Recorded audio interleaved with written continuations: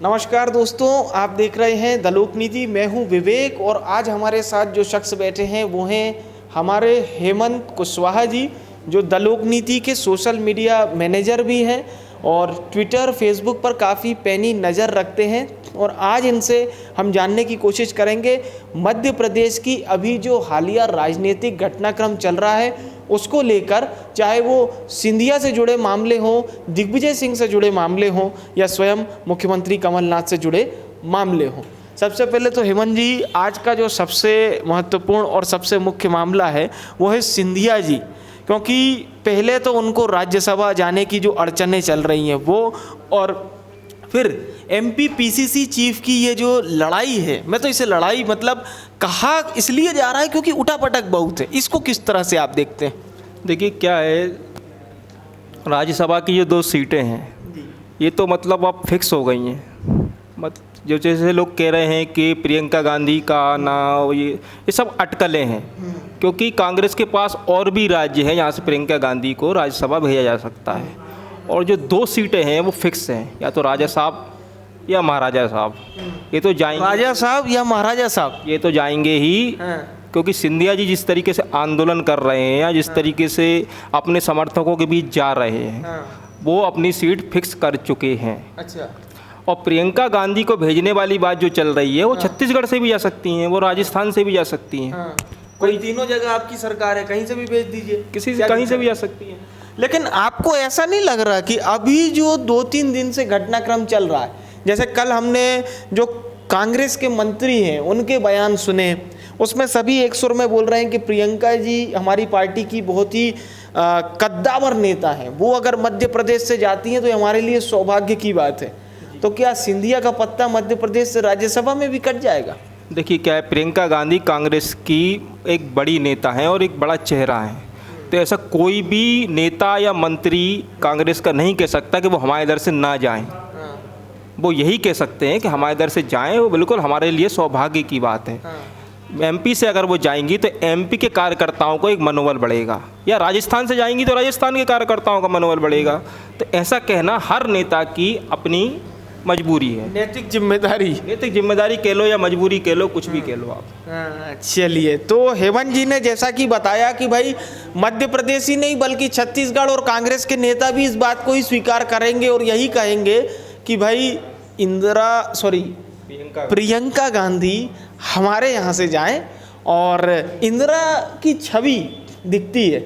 एक फ़ोटो बड़ी वायरल हुई थी, प्रियंका गांधी के फ़ोटो बड़ी वायरल हुई थी, और वो फ़ोटो वायरल दरअसल ऐसे हुई थी कि एक विज्ञापन छपा था उनके जन्मदिन के दिन, जिसमें इंदिरा गांधी और प्रियंका गांधी को साथ में दिखाया गया था।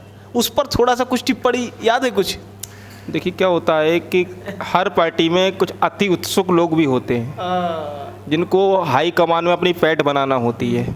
इसी टाइप से कांग्रेस में भी कुछ अति महत्वाकांक्षी भी कह लें, महत्वाकांक्षी कह लीजिए, अति उत्सुक लोग भी कह लीजिए, जिनको हाई कमान में अपनी पैठ बनाना है, जिनको हाई कमान में टक हो के अरे किसी ने मेरी फ़ोटो वहाँ पे ऐसी, तो ये जो करना ज़रूरी रहता है। ये काम किया था आपके पीडब्ल्यूडी मिनिस्टर सज्जन सिंह वर्मा ने। बाद में फिर उनकी ट्रोल ट्विटर पर हुए और सोशल मीडिया पे भी ट्रोल हुए, लेकिन उनका स्टैंड कायम है। वो उस चीज़ को अभी भी कहते हैं कि इंदिरा गांधी की छवि प्रियंका गांधी में दिखती है।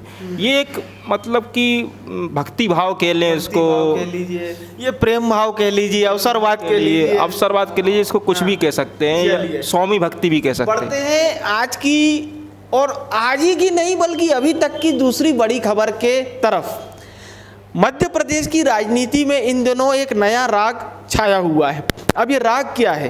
ये राग है दरअसल कि किसी भी नेता के आप पीछे आ जाइए और उस नेता का गुणगान शुरू कर दीजिए। तो ऐसे में होता ये है कि उस नेता की जो दया दृष्टि होती है वो आपके ऊपर आ जाती है। तो अभी हम जिस नेता की बात कर रहे हैं वो भी सिंधिया जी ही हैं, लेकिन अब दूसरे फॉर्मेट में बात करेंगे।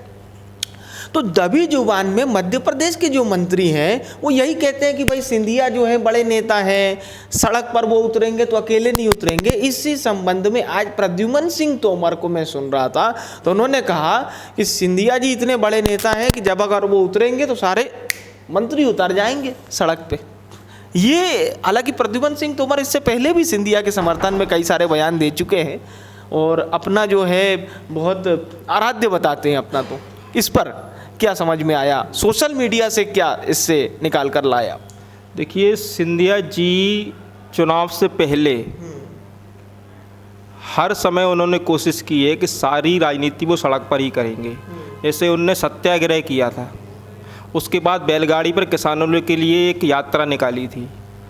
तो जब चुनाव से पहले कांग्रेस का चेहरा अगर कहा जाए तो सिंधिया जी थे। जैसे उनका विज्ञापन चलता था, माफ़ करो शिवराज हमारे नेता तो महाराज।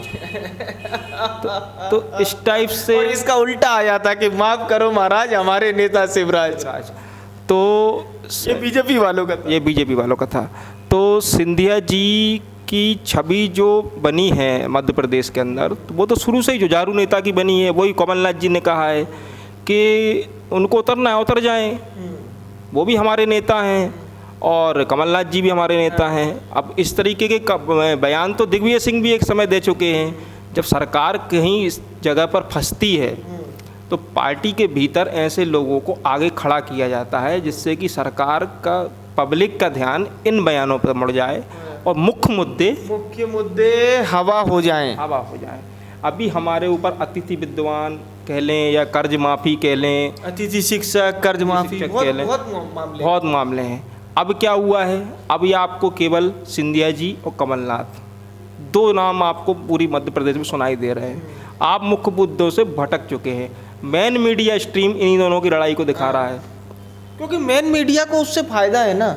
मेन मीडिया को देखिए क्या है कि सबसे मुख्य बात यह है, और ये बात जनता को समझनी पड़ेगी और बड़ा ही मुश्किल है इस बात को समझ पाना कि सरकार में जो लोग मौजूद होते हैं वो आप तक जो छवि प्रस्तुत करते हैं, दरअसल इसे बनाने में मेहनत भी उन्होंने करी है और आपका ध्यान मूल मुद्दे से हट जाए, जो हेमंत भैया ने बताई, ये बहुत ही ज़रूरी बात है, ये आपको समझना चाहिए।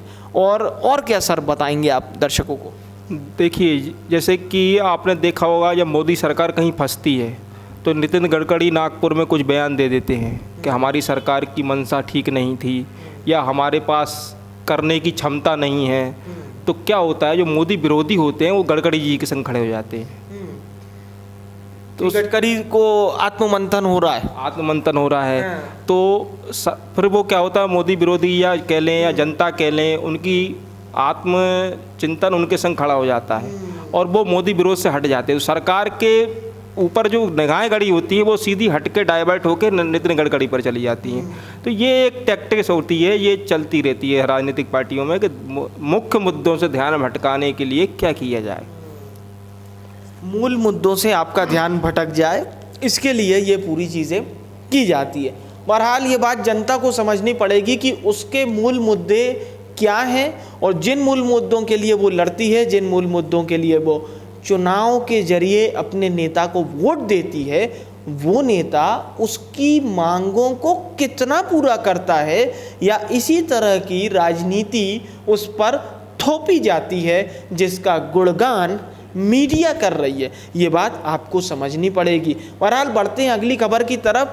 अगली खबर भी मध्य प्रदेश से है। पूर्व मुख्यमंत्री शिवराज सिंह चौहान और वर्तमान जनसंपर्क मंत्री पीसी शर्मा। आज पीसी शर्मा ट्विटर पे छाए रहे। क्यों? क्योंकि उन्होंने कुपोषण के लिए पूर्व की सरकार को घेरा है, राइट, और घेरते हुए तकरीबन 10-15 फोटो ट्विटर पे धड़ाधड़ शेयर कर दिए। हेमंत जी बताएंगे कि वो 10-15 फोटो में आखिर क्या था और क्या बात जनसंपर्क मंत्री शिवराज सिंह चौहान को बताना चाह रहे हैं। ये जैसे कि कल शिवराज सिंह चौहान ने कुपोषण के ऊपर एक प्रेस कॉन्फ्रेंस रखी थी। उन्होंने सरकार से सवाल उठाए थे कि आप निजी कंपनियों को फ़ायदा पहुंचा रहे हैं और ये टेंडर जो है, जो आपूर्ति के टेंडर होते हैं पोषण आहार के, ये आप निजी कंपनियों को या ठेकेदारों को बांट रहे हैं। इस पर पलटवार करते हुए पीसी शर्मा जी ने, जनसंपर्क मंत्री हैं जो, अपनी एक प्रेस कॉन्फ्रेंस आयोजित की थी। उस प्रेस कॉन्फ्रेंस में उनसे 10 सवाल पूछे थे शिवराज सिंह सरकार, जनसंपर्क मंत्री ने शिवराज सिंह चौहान से सवाल पूछे, 10 सवाल पूछे थे। उसमें पूछा गया था कि आपके समय आपको उच्च न्यायालय और उच्चतम न्यायालय द्वारा कई बार निर्देशित किया गया है कि ये जो पोषण आहार आपूर्ति के जो ठेके हैं ये सरकारी कंपनियों को क्यों नहीं दिए जा रहे हैं, ये निजी कंपनियों को क्यों दिए जा रहे हैं, ये पब्लिक का पैसा बर्बाद हो रहा है। लेकिन उस समय की शिवराज सिंह सरकार ने उस आदेश की अवहेलना की। तो जो पिछली सरकार में कुपोषण था उस पर उन्होंने सवाल उठाए हैं, 10 सवाल जो मेरे सामने रखे हुए हैं, मैं आपको पढ़ के बता देता हूँ कि पिछली सरकार में 42.8% बच्चे कुपोषण का शिकार थे, लगभग 45 लाख बच्चे कुपोषण का शिकार थे। ये सवाल जनसंपर्क मंत्री ने पूर्व मुख्यमंत्री शिवराज सिंह चौहान से पूछे हैं, जो हेमंत जी आपको बता रहे हैं। जी, पिछली सरकार के दौरान 13,50,000 बच्चे कुपोषण के कारण मौत का शिकार हुए। एकीकृत बाल विकास परियोजना कार्यक्रम के तहत आपकी सरकार ने 2007-8 से लगातार उच्चतम न्यायालय उच्च न्यायालय के निर्देशों का उल्लंघन किया। 2004 में उच्चतम न्यायालय ने पोषण आहार योजना में ठेकेदार बाहर करने के आदेश दिए थे। इसके बावजूद ही आप निजी कंपनियों और ठेकेदारों से साठगांठ करते रहे, ये उन्हें आरोप लगाए हैं। 2009 में CAG की एक रिपोर्ट थी जिसमें 30 से 32% आहार का पैसा बच्चों के हक का जो है वो निजी कंपनियों को जा रहा है। तो ये साठगांठ आपकी थी कि नहीं थी, ये उनने आरोप लगाए हैं आपके ऊपर। आप ये बताइए, मैं इसी पे सवाल पूछना चाह रहा हूँ कि कल शिवराज सिंह चौहान इसी चीज़ को तो लेकर बोल रहे थे कि भाई निजी कंपनियों को देने के लिए हमारी कैबिनेट में फैसला आया था। तो PC शर्मा कह रहे हैं कि निजी कंपनियों को आपके समय से दिया गया है, तो हम किसकी बात को सही माने? उनकी कैबिनेट में जो फैसला आया था उसका विरोध उसके खिलाफ हाई कोर्ट में और सुप्रीम कोर्ट में एक पिटीशन लगाई गई थी। तो हाई कोर्ट ने और सुप्रीम कोर्ट ने इनको फटकार लगाते हुए बोला था कि ये काम पूरा निजी कंपनियों से छोड़ाकर सरकारी उपक्रमों को दिया जाए। इसी का विरोध PC शर्मा जी ने अपनी प्रेस कॉन्फ्रेंस में किया है कि आपको बार बार निर्देशित करने के बाद भी आपने ये काम निजी कंपनियों को देते रहे और इसमें 30 से 32% पैसा जो पोषण का बच्चों को जाना था वो पैसा उनकी जेबों में गया।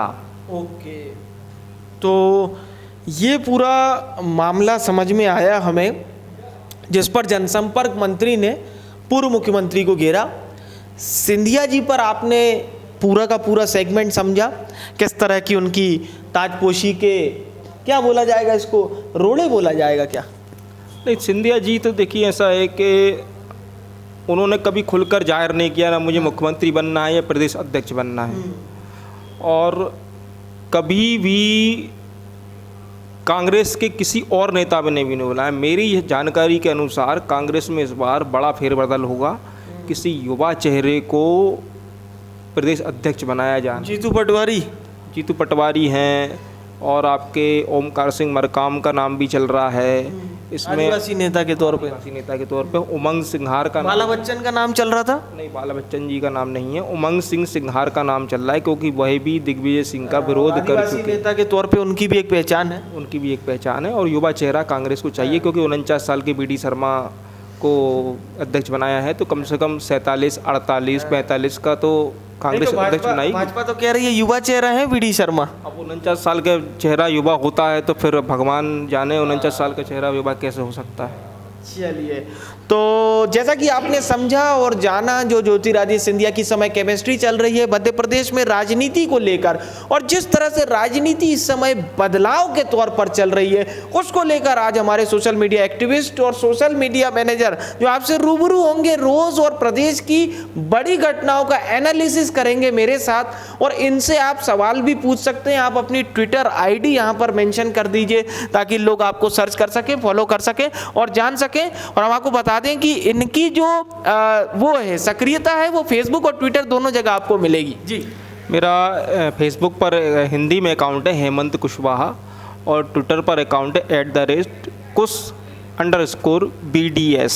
चलिए ठीक है, तो हेमंत जी के साथ हमारी बात अब कल किस मुद्दे पर होगी और आप जानना चाहते हैं तो कमेंट बॉक्स में लिख के बताइए। बहरहाल इस कार्यक्रम को यहीं समाप्त करते हैं और खबरों में बने रहने के लिए देखते रहिए द लोक नीति।